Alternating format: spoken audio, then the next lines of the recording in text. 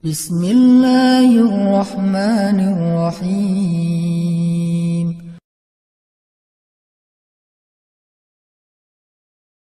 Kalau kita lagi dapat masalah, sekarang kita beramal. Berarti amal kita sekarang ini bisa dipakai untuk masalah kita yang berikutnya. Sedangkan masalah kita yang sekarang nggak punya modal amalan, berarti modalnya apa biar masalah kita selesai? Modalnya adalah penghapusan dosa. Kalau dosa kita udah dihapuskan, baru masalahnya selesai. Sehingga para ulama diambil dari sebuah hadis mengatakan bahwa idza kathurat dzunubul 'abdi wa lam yakul lahu min 'amalin liyukaffiraha fabtalahu Allahu bil hazan liyukaffiraha. Kalau ada seorang hamba yang dosanya banyak dan dia tidak punya cukup amal untuk menghapuskan dosa-dosa itu, maka Allah Subhanahu wa taala akan memberikan dia masalah atau ujian untuk menghapuskan dosa-dosanya. Itu hadis riwayat Tirmizi. Berarti cara Allah menghapuskan dosa hamba itu ada 3. 1 dengan dia bertaubat, 2 dengan dia beramal solih, yang ketiga dengan memberikan dia musibah. Dan kalau amal solih kita kurang, dosa kita di masa lalu besar, maka Allah Subhanahu wa taala akan memberi kita musibah untuk menghapuskan dosa-dosa kita itu. Sehingga benar jika ulama mengatakan banyak-banyaklah beramal, karena amal kita selain akan mengangkat derajat kita, amal itu juga yang akan menjadi penghapus dosa-dosa kita. Sehingga kalau dosa kita udah dihapuskan dengan amal solih, insya Allah Allah tidak akan memberikan kita ujian ataupun musibah yang besar dalam hidup kita, kecuali hanya ujian iman saja. Kan ujian itu banyak bentuknya. Ada ujian iman, ada ujian karena kesalahan kita, ada ujian karena dosa-dosa kita, ada ujian untuk mengangkat derajat kita, ada ujian untuk menguji orang lain lewat kita. Itu macam-macam bentuk ujian. Intinya setidaknya berkurang beberapa jenis ujian. Salah satunya karena dosa-dosa dan kesalahan kita. Soalnya dosa kita sudah dihapus dengan amal soleh kita. Intinya kita selalu butuh amal soleh itu. Jadi jangan tunggu pas kita lagi banyak masalah baru beramal. Pas lagi susah baru rajin tahajud. Pas habis putus baru rajin itikaf. Nah ini berarti itikafnya gak dipakai untuk menyambung lagi yang terputus, tapi untuk nanti kalau lamar lagi insya Allah diterima. Nih putus nih, ya kita temenan aja ya, misalnya kan bahasa standar lah ya, kita adik kakak aja gitu kan. Putus kan hancur tuh, lagi breaking heart, lagi hancur-hancurnya hatinya tuh. Obatnya di mana? Kalau dia obatnya datang ke tempat-tempat hiburan, paling dia akan hilang masalah sebentar, pulang dari situ muncul lagi masalahnya. Mungkin dia baik memilih obatnya itu datang ke masjid, itikaf atau ikut talim. Daripada saya mikirin itu, mending saya ikut talim aja. Datanglah ke masjid ikut talim, dengerin tausiah, dapat semacam siraman rohani gitu kan. Itu kan amal soleh, berpahala gak tuh?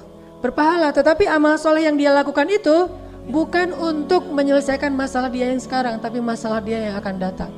Masalah dia yang sekarang diselesaikan jika dosa-dosanya sudah dihapus oleh Allah Subhanahu wa taala. Makanya jangan tunggu susah baru beramal, tapi justru ketika kita senang kita beramal, nanti amalan kita ketika senang itu dipakai ketika kita susah. Apa kata Allah di Al-Qur'an? Fadhkuruni azkurkum. Ingatlah aku akan ingat kalian. Artinya apa? Kata ulama tafsir, ingatlah aku ketika kalian senang, nanti aku akan ingat kalian ketika kalian. Apa mahar kita untuk istri kita atau untuk suami kita sebelum kita ketemu dia? Mahar kita itu adalah jaga diri. Apa kata Nabi? Aufu ta'ifu nisa'ukum. Jaga diri kalian, maka istri kalian akan menjaga dirinya untuk kalian. Jadi kalau kita pengen dapat cewek yang misalnya menjaga pandangan, kita harus jaga pandangan dulu. Kalau kita pengen dapat cewek yang pemalu, kita harus punya sifat malu. Kalau kita pengen dapat cewek yang orangnya cerdas, kita harus banyak belajar. Kita pengen dapat cewek itu yang benar-benar ideal menurut kita, kita juga harus memperbaiki diri kita supaya ideal. Jadi at-tayyibin lit-tayyibat. Orang-orang yang baik itu ketemunya dengan yang baik. Jadi gimana kita ngebayangin calon pasangan kita? Maka kita harus mulai diri kita dulu untuk menjadi seperti itu. Insya Allah Allah akan mempertemukan demikian. Kenapa? Al-jaza min jinsil amal. Balasan itu tergantung jenis amal. Balasan itu tergantung jenis amal. Memang ada pengecualian. Ada juga orangnya baik, soleh, tapi pasangannya enggak. Nah ini pengecualian. Enggak selalu terjadi. Yang banyak terjadi justru yang baik ketemu yang baik, yang tidak baik ketemu yang tidak baik. Atau yang baik ketemu yang tidak baik, kemudian menjadi ujian bagi dia atau menjadi rahmatan bagi dia, kemudian orang itu menjadi baik. Intinya perbaiki diri kita, kalau kita ingin mendapatkan yang terbaik, dan itu pasti berlaku. Jadi niatin aja dari sekarang. Kenapa kamu menundukkan pandangan? Biar dia di sana juga nundukin pandangan. Kenapa kamu rajin taklim? Biar dia di sana juga rajin taklim. Siapa tahu ketemunya di taklim yang sama misalnya. Hal-hal yang seperti itu, perbaiki di diri, itu mahar kita. Dan itu akan berlaku banget buat pasangan kita. Atau bahkan udah menikah juga bisa kayak gitu. Kenapa? Karena orang yang sudah menikah akan diuji dengan pasangannya lewat dosa-dosanya sendiri. Saya pernah ngerasa kayak gitu. Saya misalnya habis taklim gitu ya. Ibu-ibu datang ke saya, Ustadz foto dong, gitu kan. Ada sekitar 3-4 orang ibu-ibu pengen foto sama saya. Oh iya kan, nggak enak tuh ditolak. Udah Ustadz foto dong gitu. Udah gitu fotonya nempel. Saya kesini ada ibu-ibu, kesini ada ibu-ibu kan gitu. Akhirnya aduh, jadi gini saya tuh kayak orang menggigil. Terus karena udah agak jarang ditampilin lagi, udah ada jepret gitu. Ternyata Allah langsung membalas. Mungkin pas kita pulang ke rumah ada tamu di rumah kita yang memang pekerjaan istri kita, dia menyambut tamu sementara kita tidak ada di rumah dan seterusnya. Walaupun gak berbuat apa-apa, tetapi kita diuji dengan hal yang sama. Dia akan Allah utus untuk ngeganggu istri kita sebagaimana kita juga pernah melakukan hal yang sama. Dan itu terjadi.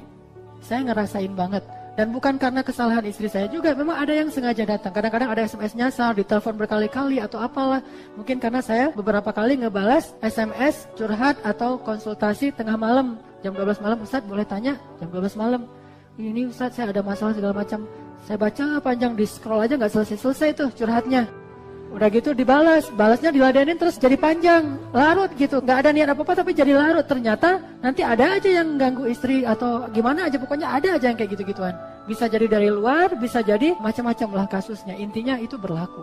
Makanya saya percaya banget dengan istilah dari ulama, al-jaza min jinsil amal. Kalau bahasa orang Hindu mungkin karma ya.